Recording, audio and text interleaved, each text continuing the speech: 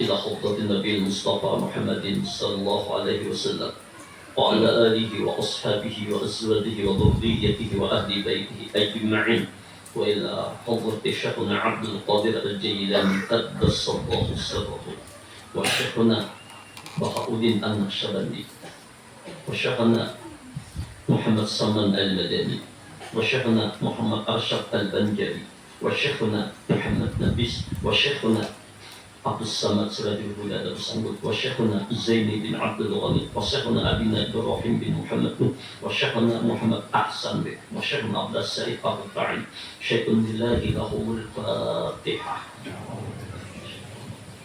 بسم الله الرحمن الرحيم الحمد لله رب العالمين الرحمن الرحيم مالك يوم الدين إياك نعبد وإياك نستعين اهدنا الصراط المستقيم صراط الذين أنعمت عليهم غير المغضوب عليهم ولا الضالين. بسم الله الرحمن الرحيم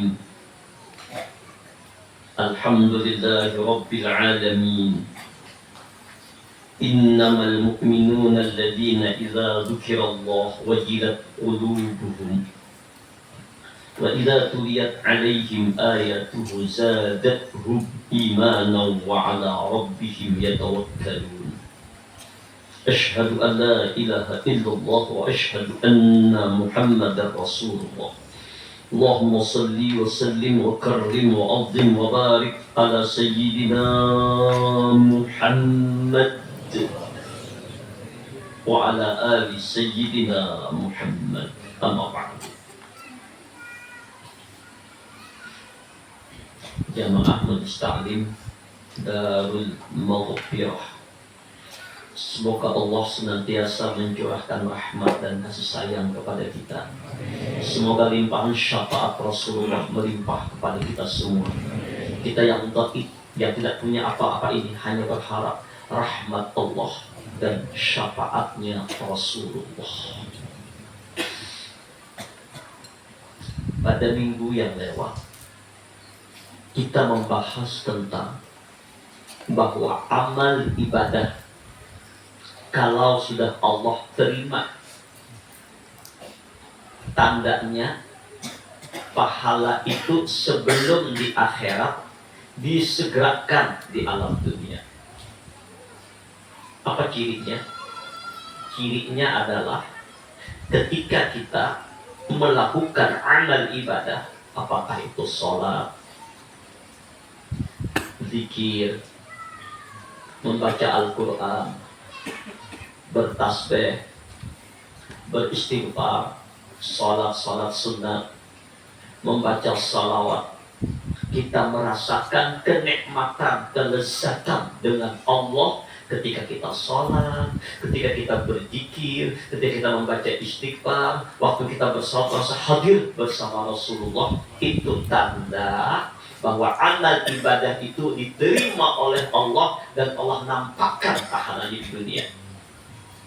Inilah yang disebut oleh Allah dalam Al-Quran, waliman khafa maqama rabbih jannatan. Orang yang khauf akan maqam Tuhannya mendapatkan dua surga. Surga di akhirat dengan segala puncak kenikmatannya, dan puncak kenikmatan di akhirat adalah memandang wajah Allah. Wujuhu yawma idzin nadhirah ila rabbiha nadhirah. Pada hari itu wajah mereka berseri, bercahaya terang benderang karena memandang wajah Allah yang laisa kamitslihi syai'un. Inilah puncak kenikmatan di akhirat. Inilah surga hakiki di akhirat.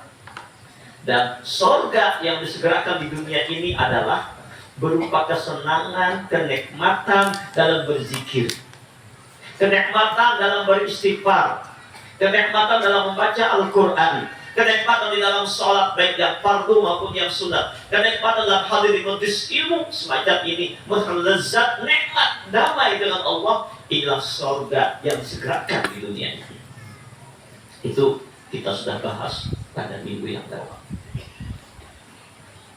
Selanjutnya kita ingin mengetahui bagaimana maqam kedudukan kita di hadirat Allah.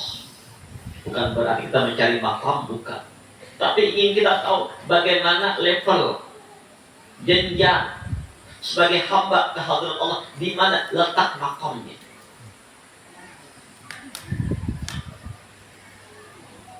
Dan sesungguhnya menurut isyarat dari hadis Rasulullah, makam seseorang di dunia ini sudah terlihat. Yang orang ahli surga itu sudah terlihat di alam dunia ini. Orang ahli neraka pun terlihat di alam dunia ini.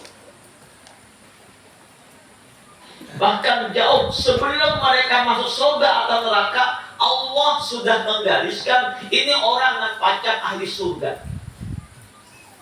Ini orang yang akan mekar menjadi penghuni neraka. Ketika Rasul Sallallahu Alaihi Wasallam selesai mengadakan penguburan jenazah di Baqi Gharqad, kita disuruh berdoa mudahan meninggal di makam di Baqi. Berniat berdoa.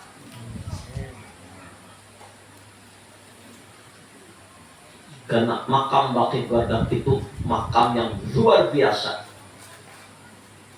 yang nanti pertama bangkit setelah Rasulullah bangkit dari kubur adalah penduduk makam Baqi Gharqad, baru Mu'alla dan baru yang lainnya.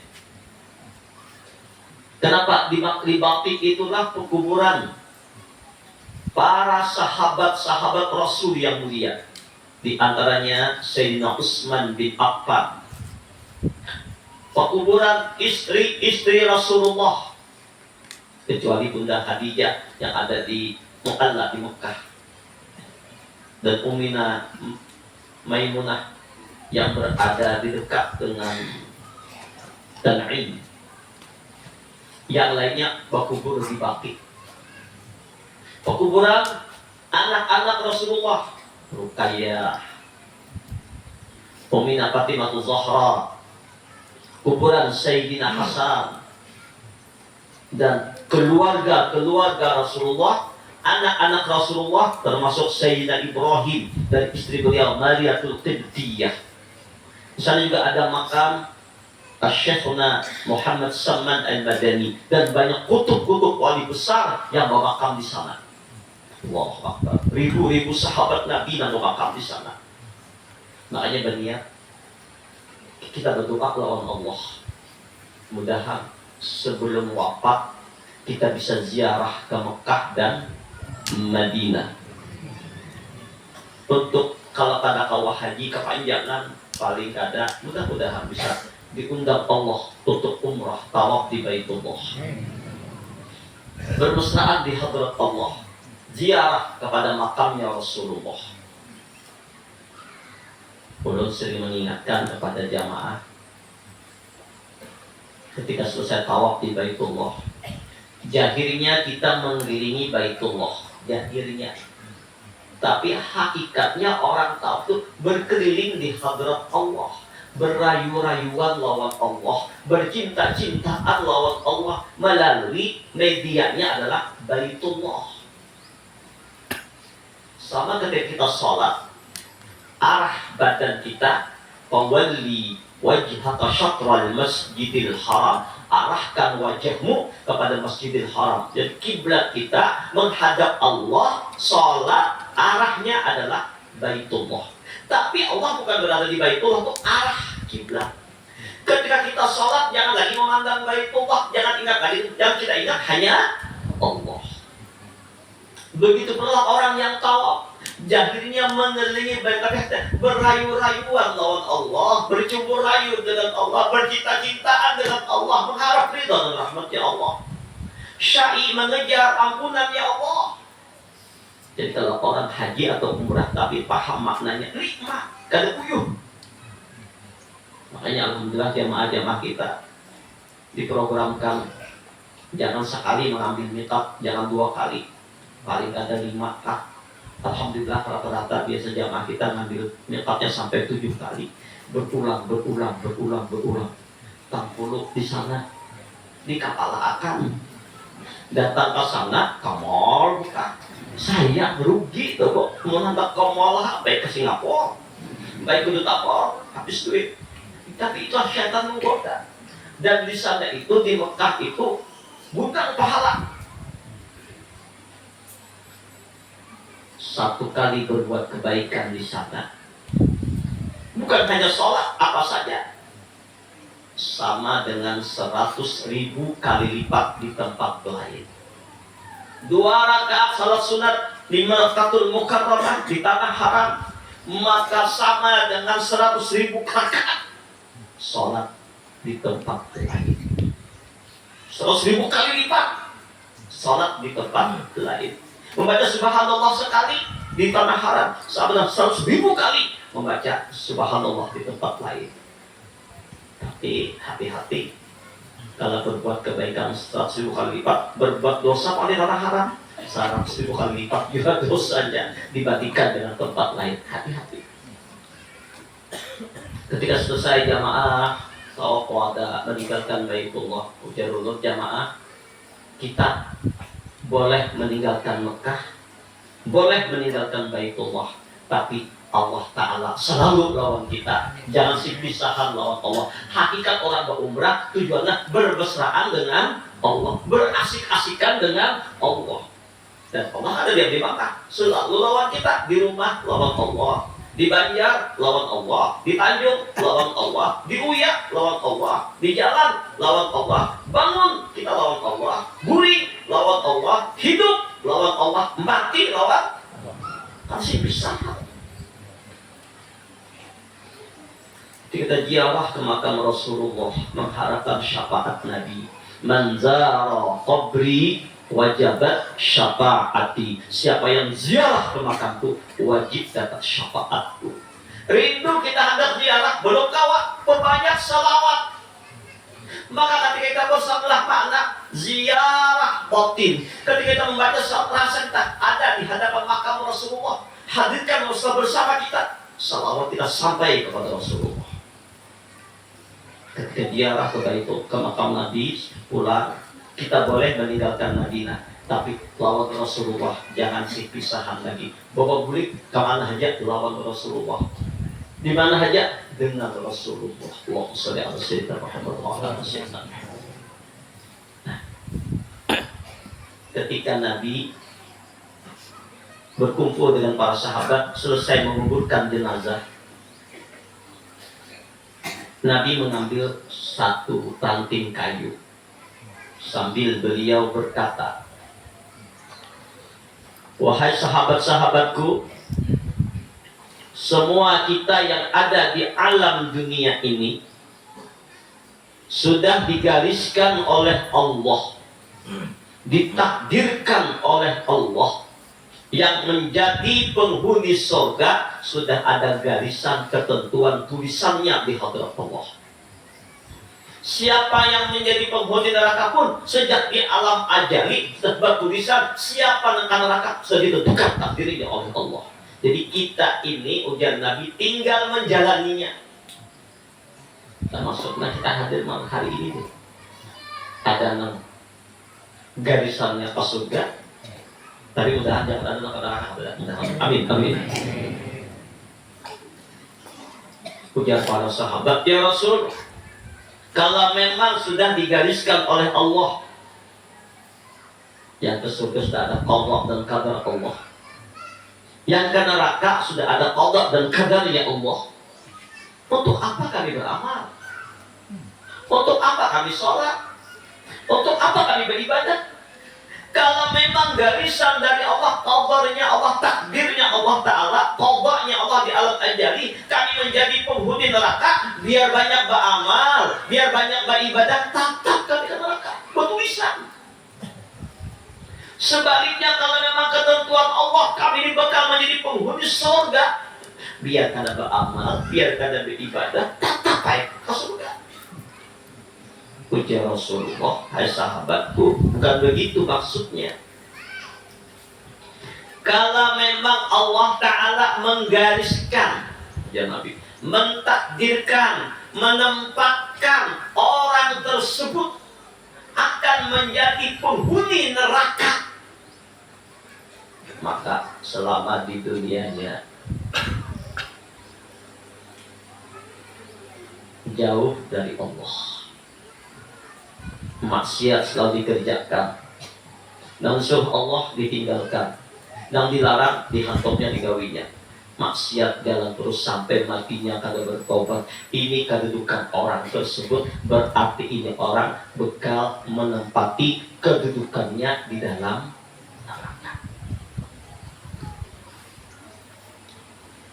Sebaliknya ujar Rasul, kalau orang itu memang ditakdirkan oleh Allah menjadi penghuni surga, maka tingkah laku perbuatannya di alam dunia Allah takdirkan, Allah tentukan menjadi penghuni surga dengan menggali amalan-amalan orang masuk surga. Sholat 5 waktu dijaganya, sholat sunat, memperbanyak zikrullah, memperbanyak salawat, memperbanyak istighfar, memperbanyak bersedekah. Tadi sudah dihimbau oleh ikhwan billah kita, ada mega proyek. Kalau menurut penglihatan bangunan dunia, ada pakannya gitu kok, dibandingkan mega proyek-proyek yang lain di alam dunia, tapi nilainya luar biasa. Kenapa? Ini barangkali satu pondok yang baru ada di Kalimantan Selatan barangkali, bahkan di Kalimantan, pondok lansia, pondok kita yang sudah tua-tua, mondok di sana, belajar beristilah. Tapi mungkin mondoknya ada kayak sampai 10 tahun ada, 6 tahun ada. Paling barangkali kita atur kelompoknya. Oh, ini mungkin 1 bulan full 100 orang dulu masuk. Apa yang digodok? Mulai istinja, mulai mandi wajib, mulai cara berwudu, mulai cara sholat, bacaan sholat kita ulang. Jangan-jangan kita nih sembahyangnya umpatan, jangan-jangan istinjanya kada belajar. Tapi insya Allah ada Pak, insya Allah. Tapi asalnya lancar kaji karena diulang. Nah, kayak apa sholat yang khusyuk? Belajar istinja zahir kayak apa, istinja batin kayak apa, sholat zahir kayak apa, sholat batin kayak apa. Lalu amaliyah suluk bagaimana wiritan yang sanatnya sampai ke Rasulullah silsilahnya. Dan bagaimana muraqabah, bagaimana musyahadah, kita mengaji fikih, mengaji tauhid, mengaji ma'rifat kepada Allah. Lalu amaliyah suluk. Dan insya Allah yang masuk di sana tidak dipungut biaya, makan dijamin. Ini insya Allah menghendak batur, tapi belum untung lagi. Ini sudah banyak datangan, dia semalam mulai banjir hendak datang, mulai Balikpapan hendak datang. Nah, belum untung lagi. Alhamdulillah. Ayo, sudah dihimbau oleh panitia, amplopnya itu kain aja, di atas kain aja. Padahal supaya ini, mulai ini memang sedikit. Minggu dudinya kah? Sebenarnya membangun itu banyak, ada kawas orang lain, kau membangun ada kawat. Tapi kenapa? Ayo sama-sama kita jalan masuk surga. Mungkin dengan asbab ini orang kayaknya kita ada lagi itu masih berjalan. Pondok kita itu menggodok orang-orang menuju kepada hadrat Allah. Kita dapat pahala mengalir, dan ini lambang masyarakat. Uya, Jaro, Haruai, dan insya Allah yang datang tuh kena kada hanya orang. Kalau mungkin dari beberapa daerah akan datang, hendak berdamai, hendak berada di kaki bukit, hendak melihat bagaimana sungai mengalir, bagaimana sawah yang menghijau, padinya yang menguning, suara burung. Rindu orang dengan suasana alam yang burung bertasbih, yang berzikir memuji Allah. Senang dia bersedekah, senang dia berbuat kebaikan, senang dia berbuat ketaatan. Walaupun dulunya pernah berbuat dosa dan maksiat, Allah takdirkan dia bertobat, dia menyesal, dia minta ampun kepada Allah. Lalu dia sudah kebaikan-kebaikan sampai akhir hayatnya. Inilah kedudukan orang tersebut, tempatnya di dalam surga. Dan ini apa yang dinukil oleh Imam Ibnu Athaillah. Idza aradta an ta'rifa qadraka 'indahu fanzur fi madza yuqimuka. Apabila engkau, ujar Imam Ibnu Athaillah, ingin mengetahui ukuran kedudukan engkau di hadrat Allah, maka perhatikanlah, lihatlah pada apakah Allah tempatkan kedudukanmu di dunia ini, di hadrat Allah.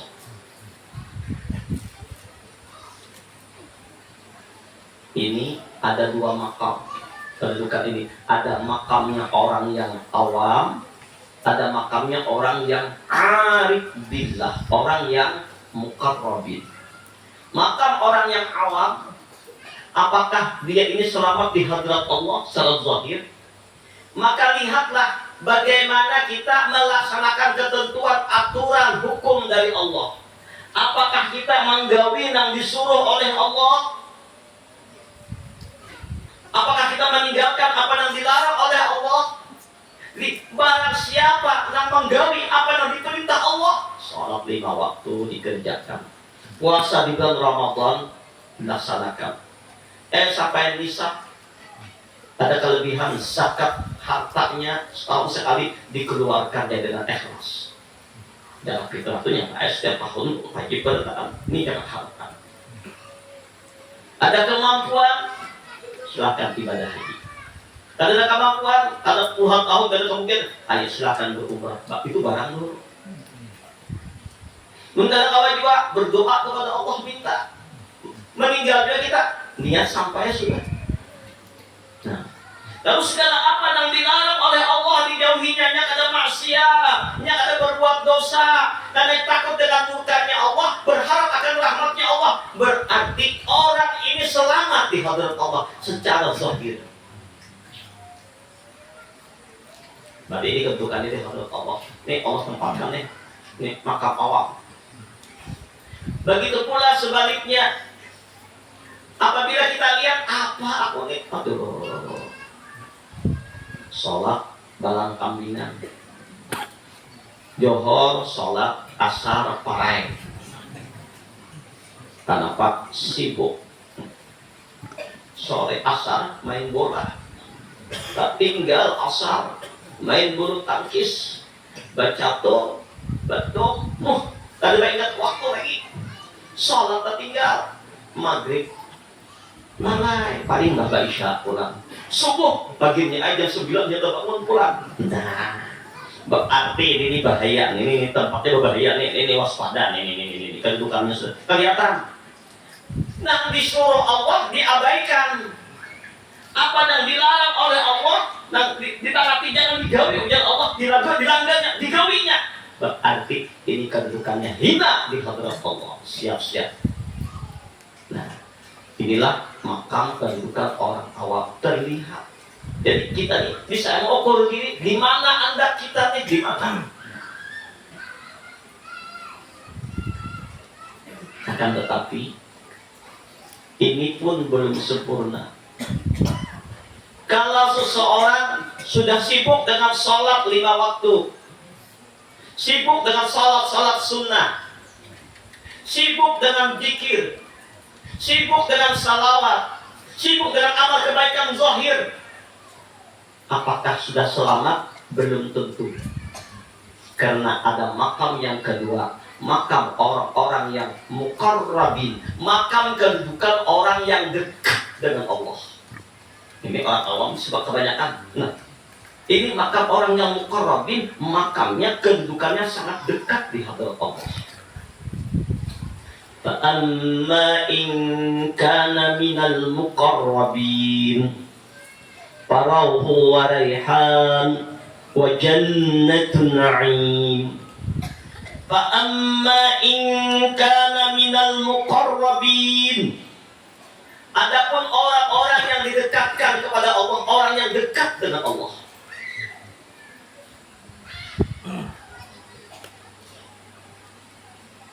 Dekat di sini bukan dekat fisik. Dekat di sini batinnya dekat. Dia memandang Allah dengan mata batinnya. Dekat di sini sekali bukan fisiknya tapi hatinya, jiwanya, sirnya. Farauhu wa raihan. Ketika saat sakaratil mautnya, mereka menemukan kegembiraan, kebahagiaan, kesenangan yang luar biasa. Wa jannatun na'im, dan surga yang penuh dengan kenikmatan. Arti surga kenikmatan, nikmat hatinya dengan Allah, lezat dengan Allah. Makanya cucu Rasulullah Sayyidina Hasan, ketika beliau menjelang saat sakaratil maut, Sayyidina Hasan cucu Rasulullah menangis.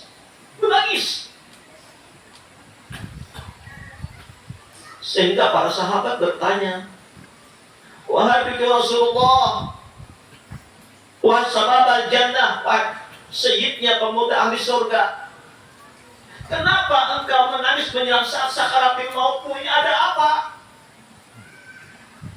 Ujar Sayyidina Hasan, tangisku ini bukan tangis sedih, tangis kegembiraan karena akan bertemu Allah dan akan berjumpa dengan Allah yang selama aku rindukan. Aku hanya melihat kebesarannya, merasakan kenikmatannya, aku berjumpa dengan Rabbku. Jadi perkara kematian itu tergantung memandang. Ada yang ketakutan memandangnya, ada yang enggak. Tapi ada yang pintu. Kenapa? Orang mati itu pintu untuk bertemu Allah, berjumpa dengan Rasulullah, berkumpulan para wali-wali Allah. Ada kenikmatan yang Allah sembunyikan. Nah, siapakah orang yang muqarrabin ini? Ciri orang yang muqarrabin adalah selain dia sudah melaksanakan amal zahir, sholat, ibadah, zikir, tobat, istighfar, baca Quran,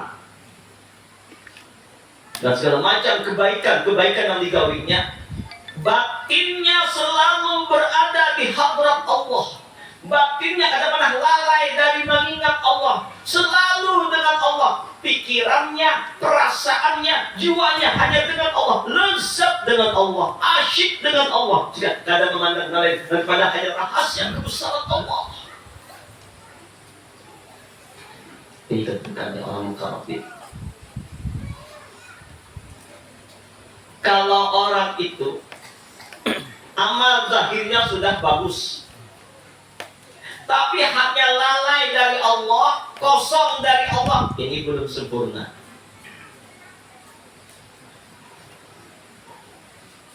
Waman a'rada an dzikri fa inna lahu ma'isyatan danka wa nahsyuruhu yaumal qiyamati a'ma. Siapa yang berpaling hatinya dari mengingat Allah, lalai dari Allah, hidupnya sempit, kada tenang. Wa may ya'shu an dzikrir rahman nuqayyid lahu syaitan fa huwa lahu qarin. Siapa yang hatinya kosong dari Allah, sembahyang bagus, beramal, tapi kosong dari Allah, maka syaitan yang menguasainya. Syaitan tidak sebagai sahabatnya ingin menuntunnya dan membawa ke neraka. Maka itu, mari kita ingin melihat sampai di manakah makam kita di hadirat Allah. Kalau soal zahir, alhamdulillah umum sudah tergawi. Bagaimana kalau kita lihat bagaimana pandangan batin kita? Nah, pertama ukurannya. Jika hati kita sekarang, Bapak Ibu, bukan urusan zahir, insya Allah zahir sudah terjaga. Jika hati kita masih kuat, terarah kepada dunia yang fana ini, pikiran kita, hati kita terfokus kepada usaha dunia. Jadi di hati ini kosong dari Allah. Sembahyang iya, tapi sembahyang aja sudah mulai Allahu Akbar sampai salam, nang diingat parah aja.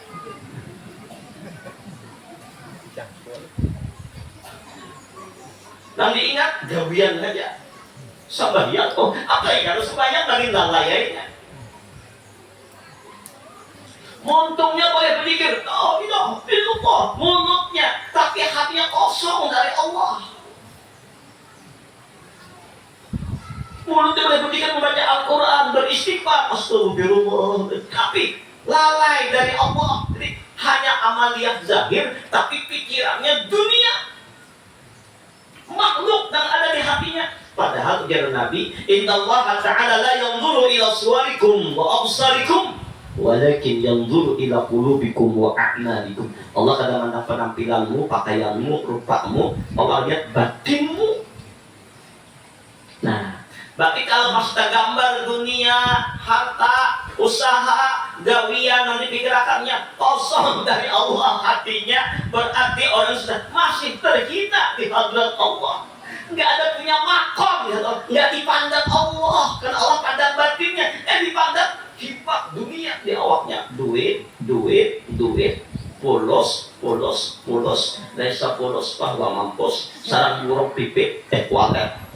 Batu bara, sawit, emas, itu nang di otak, rumah, mobil, pakaian, itu nang di otaknya. Allah SWT. Berarti ini makam nggak dipandang Allah ini, levelnya ini di bawah standar paling bawah. Walaupun sudah sholat, alhamdulillah, Allah pandang batin.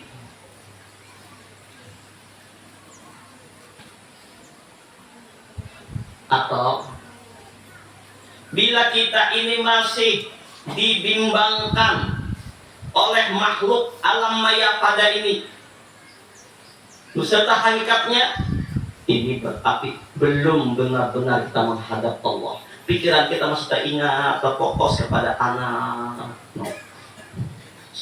kepada bini, kepada laki, kepada masyarakat, kepada keluarga, kepada si A, kepada si B, gantungan kepada makhluk dunia, benda dan sekalian.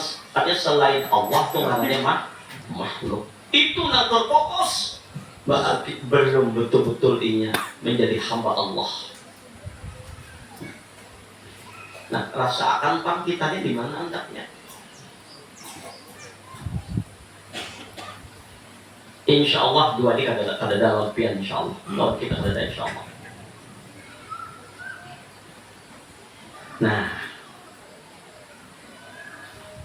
bila seseorang sudah mulai terarah untuk beramal, beribadah, berzikir, bertasbih, hatinya sudah mulai mengingat Allah. Imbahanu ingat, imbahanu kada. 10 menit ingat, 55 jam parai. Nah, alhamdulillah.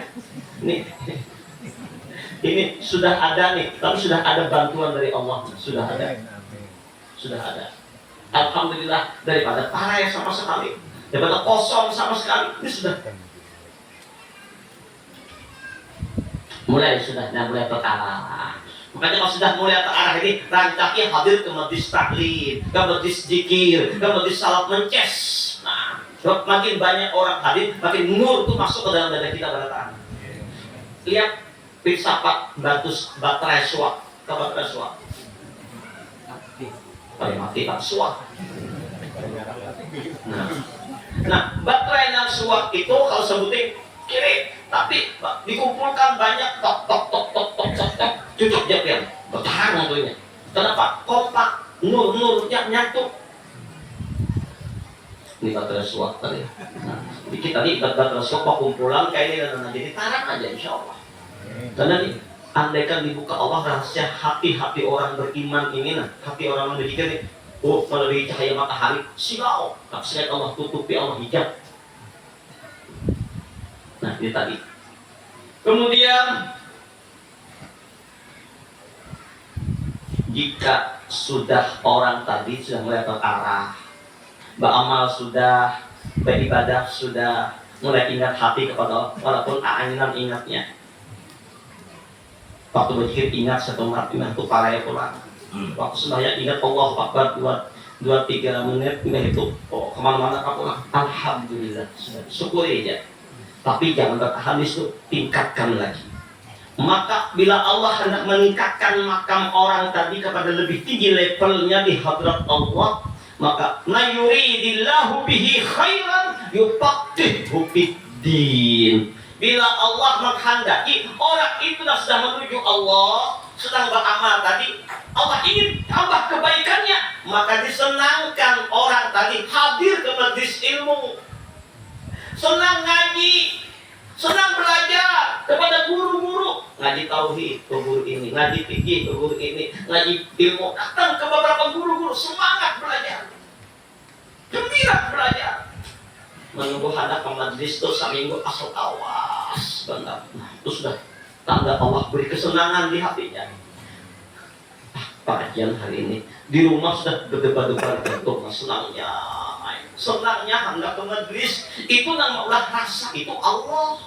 Allah akan memberi rasa kulernya. Jadi kenapa orang yang senang ke majelis itu Allah yang menariknya, Allah yang menggerakkannya, Allah yang memberi hidayahnya, Allah yang menuntunnya. Yahtassu bi rahmatihi man yasha. Nah, orang kuler ke majelis Pak, itu artinya Allah Ta'ala belum memberi hidayah kepadanya. Nah, doakan mudahan kawan-kawan yang belum ke majelis, doakan mudahan senang ke majelis untuk menutup.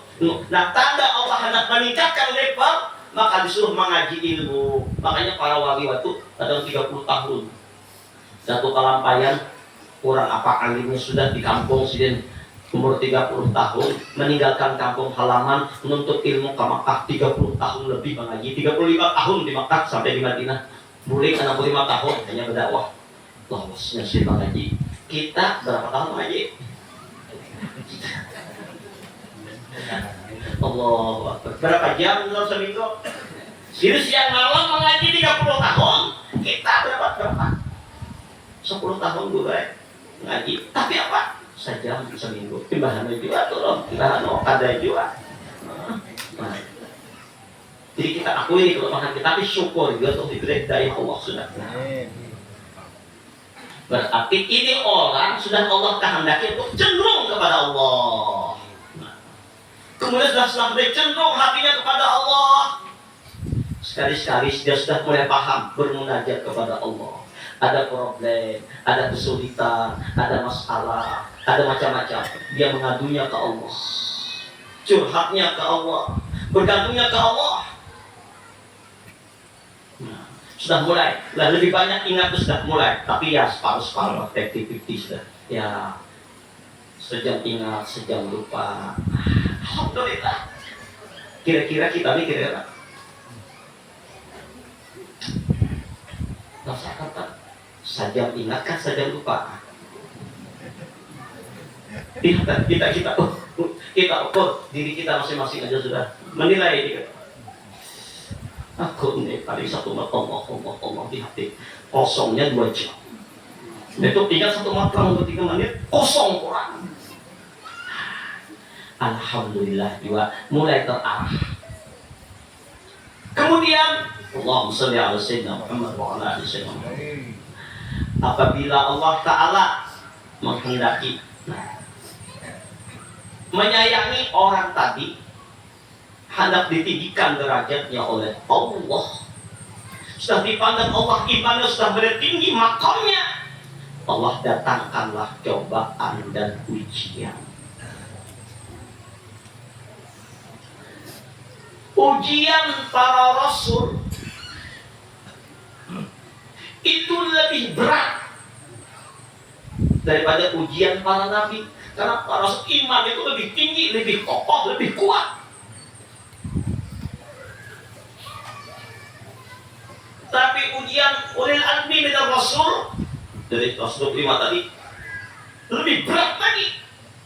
Nabi Musa, Nabi Isa, Nabi Nuh, Nabi Ibrahim, baginda Muhammad sallallahu alaihi wasallam berat. Nah, daripada ulil azmi ujiannya seluruh nabi dan rasul, nah paling ganas cobaannya, nah paling ganas ujiannya. Baginda Muhammad Rasulullah Sallallahu Alaihi Wasallam luar biasa. Padahal kekasih Allah ujian dan ganas.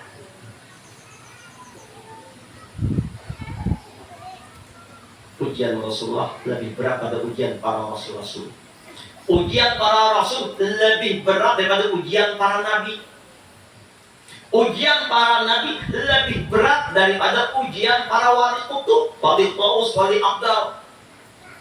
Ujian para wali Gaus, kutub, Abdal lebih berat daripada ujian para wali-wali biasa. Ujian para wali-wali lebih berat daripada ujian orang-orang yang beriman. Jadi makin levelnya tinggi, makin kanal ujiannya. Kenapa nih lah? Makin lama makin berat ujiannya. Kenapa? Oh, jangan sakit hati biar level biar tambah tinggi. Mau nggak orang sekolah tuh berturun, udah SD ke TK, atau itu kemarin berturun, pasti SD ke SMP, beganal ujiannya, beganal ujiannya, beganal ujiannya. Ini yang diisyaratkan oleh baginda Nabi Sallallahu Alaihi Wasallam. Ila ma'syarul anbiya'i asaddun nas bala'an, thumma al-amsal fal-amsal. Inna ma'syarul anbiya, sesungguhnya ujar Rasulullah, kami para nabi, padahal ujian berat, adalah orang-orang yang paling berat ujiannya. Kemudian orang-orang yang lebih rendah di bawah kami, kemudian yang lebih rendah lagi, kemudian lebih rendah lagi, kemudian lebih rendah lagi. Kenapa? Ini kalam mendapatkan dari kitab Syekh Abdul Qadir Al-Jailani. Karena Allah terus menguji manusia agar manusia itu menjadi orang-orang yang mulia, agar mereka selalu berada di hadrat Allah dan tidak lalai dari mencintai Allah. Allah begitu sayang kepada mereka. Allah tidak ingin perhatian mereka terarah kepada yang lain. Makanya dalam cobaan ujian akan makin dekat kepada Allah. Nah, jadi kalau kita dapat cobaan, dapat ujian, maka bergembiralah. Ini level kita akan lebih tinggi di hadrat Allah.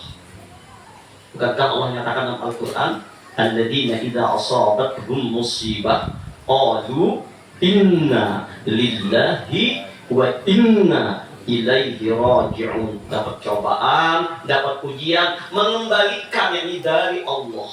Lalu mereka reda menerimanya. Nah, maqam ridha itu adalah tempat istirahat. Ridha Allah itu tempat istirahatnya para wali-wali Allah. Ridha Allah itu surga Allah yang disegerakan di bumi ini. Nah, bagaimana tempat ridha Allah? Radhiyallahu anhum wa radu anhu dzalika liman khasya rabbah. Allah ridha kepada mereka karena mereka ridha dengan Allah.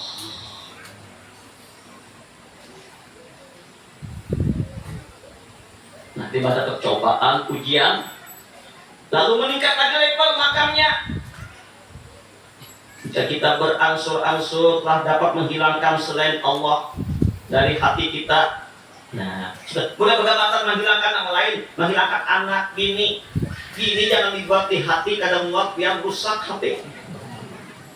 Kadang-kadang dibuat bini anak di samping, suami anak di samping, rumah anak di tanah, duit anak di barang kas, perumahan anak di tanah, hati kita hanya lawan Allah. Berangsur-angsur sudah menghilangkan di hati makhluk dunia, nak ada Allah. Lihat amalan kita pikir Allah. Nafas Allah. Jika Allah terus lihat dan sadar dia Allah. Berangsur-angsur sudah. Berarti kita sudah lebih levelnya tinggi di hadrat Allah. Kemudian puncaknya, jika kita telah menerima secara ikhlas segala ketentuan Allah atas kita, baik yang nikmat, manis atau yang pahit, berarti pintu reda telah dibuka Allah buat kita. Menerima apa aja, nikmat sedikit disyukuri, dapat cobaan, reda menerimanya. Dan itulah pintu yang agung, sempurna dan mulia. Itulah seorang alim besar tasawuf yang bernama Abdul Wahid bin Zaid radhiyallahu an. Dia berkata, ridha adalah pintu Allah yang agung. Ridha adalah tempat istirahat hamba-hamba Allah yang mulia. Dan ridha adalah surga hamba Allah dunia ini. Jadi kita lapang, ridha menerimanya.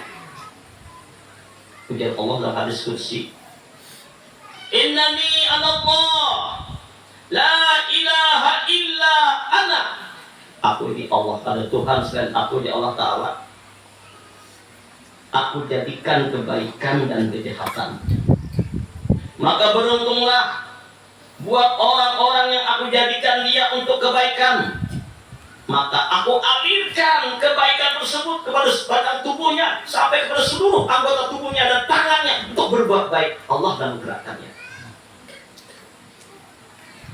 Dan kecelakaan, ya Allah, bagi orang-orang yang aku jadikan dia untuk kejahatan, aku alirkan kejahatan itu atas kedua tangannya, lalu timbul dia berbuat dosa dan maksiat. Inilah yang diungkapkan oleh hadis Nabi Shallallahu Alaihi Wasallam diriwayatkan oleh Ad-Darqutni, di mana dijelaskan di sini, man arada ay ya'lama ma lahu indallah, barang siapa yang ingin mengetahui bagaimanakah keadaannya di sisi Allah, falyanzur ma billahi indahu, maka hendaklah ia melihat dalam hatinya bagaimana keadaan Allah pada sisinya. Jadi lihati, nah kayak apa di hatinya nyaman Allah tuh? Apakah mau utamakan Allah dari yang lain?